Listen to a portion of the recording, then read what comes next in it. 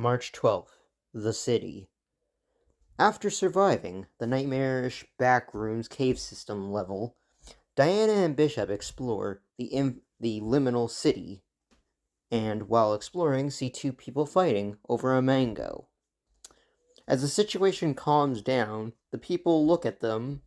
The person looks at them and introduces themselves as Eclipse.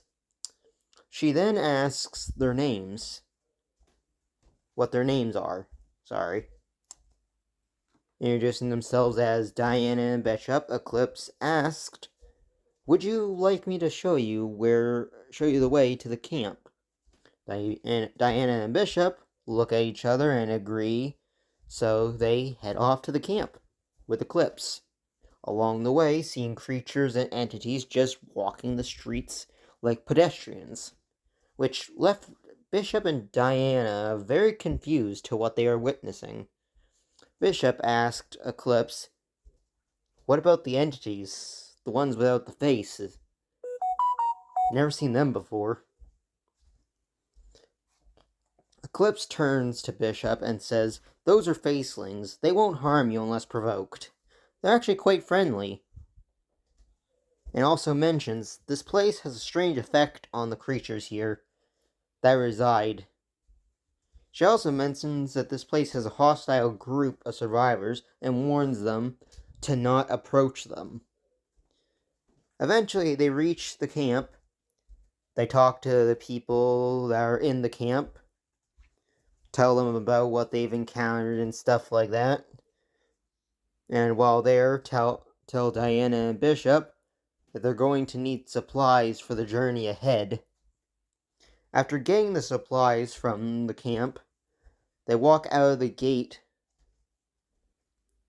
and proceed down the street for a couple of hours, eventually coming across a subway station, walking through the corridors for a couple of hours while talking about the buildings. Diana and Bishop were talking to each other, mentioning that this city, no matter how far they go, there seems to just be no end to it.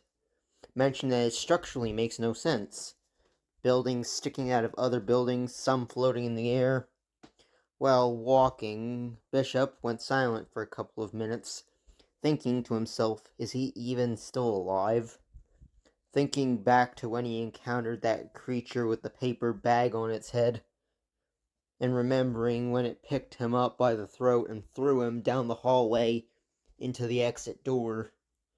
Diana looks at him and asks, "Bishop, you alright there, buddy?"